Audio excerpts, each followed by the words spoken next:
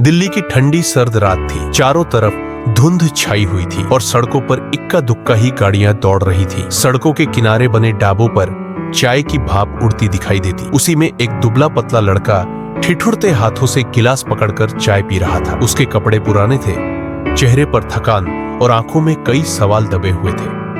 उसका नाम था अमन वर्मा। अमन की कहानी किसी फिल्मी हीरो जैसी नहीं थी। उसका जन्म उत्तर प्रदेश के एक छोटे से कस्बे में हुआ। पिता साइकिल की छोटी सी दुकान चलाते थे और घर की गिनती की रोजी रोटी से ही मुश्किल से गुजारा होता। स्कूल की फीस भरने के लिए अक्सर मां अपने गहने गिरवी रखती, लेकिन हालात चाहे जैसे भी हो, अमन हमेशा कहा करता, एक दिन मैं भी अपनी पहचान बनाऊंगा। लोग मुझे मेरे नाम से जानेंगे, न कि मेरे हालात से। क्लास 10 पास करने के बाद हालात इतने बिगड़े कि पढ़ाई छोड़नी पड़ी।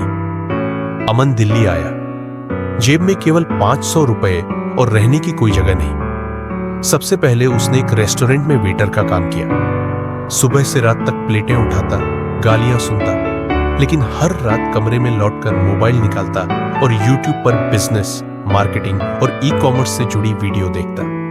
दोस्त मजाक उड़ाते, काहे टाइम खराब कर रहा है? अमन हंसकर कहता, आज सीख रहा हूं, कल यही काम आएगा। धीरे धीरे उसने थोड़ा पैसा बचाया और ऑनलाइन टी शर्ट बेचने का काम शुरू किया। करोल बाग से सस्ती टी शर्ट खरीदता और फेसबुक, इंस्टाग्राम पर बेचने लगा। ऑन ऑर्डर कम थे, लेकिन जो भी ग्राहक मिलता, अमन ईमानदारी से डिलीवरी करता। धीरे धीरे उसका आत्मविश्वास बढ़ा, लेकिन किस्मत ने फिर धोखा दिया। एक थोक व्यापारी ने नकली ब्रांड का माल थमा दिया। ग्राहक नाराज हो गए, रिटर्न आ गए और अमन का अकाउंट तक ब्लॉक हो गया। उस रात छत पर अकेले बैठकर वह फूट फूट कर रोया। तभी पिता का फोन आया। पिता बोले, बेटा, ठोकर लगी है, पर ठोकर का मतलब रास्ता खत्म नहीं होता। यह बात दिल को छू गई। अमन ने हार नहीं मानी। उसने ड्रॉप शिपिंग सीखा।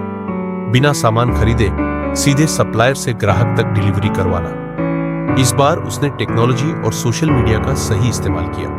धीरे धीरे ऑर्डर बढ़ने लगे। किराए के छोटे कमरे में बैठा अमन हर दिन 200-300 पैकेज शिप करने लगा। 3 साल के भीतर उसका खुद का ऑफिस बन गया। अब उसके पास टीम थी, कर्मचारी थे। जिंदगी बदलने लगी। वही अमन जो कभी 10 रुपए की चाय पीकर ठंड काटता था, अब 5 सितारा होटल में मीटिंग करता। वही जो पहले ऑटो में धक्के खाता था, अब सिग्नल पर एसयूवी में बैठा दिखता। लोग कहते, देखो, वही अमन है जो कभी बर्तन धोता था।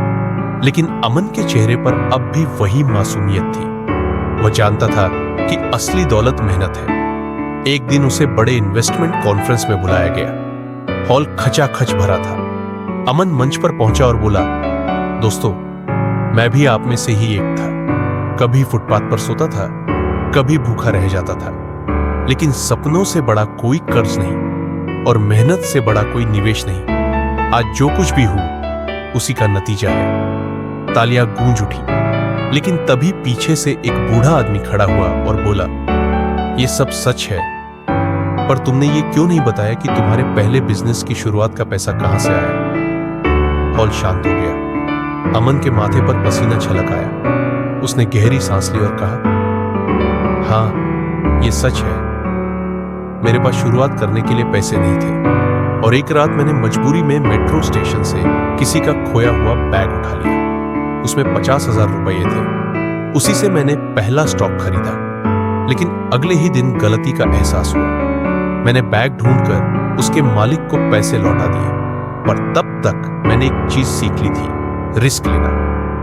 भीड़ स्तब्ध रह गई। अमन बोला, अगर मैंने वो पैसे नहीं लौटाए होते तो शायद आज यहां खड़ा भी नहीं होता। शॉर्टकट से सफलता नहीं मिलती, मेहनत और ईमानदारी ही असली रास्ता है। तालियां गूंज उठी।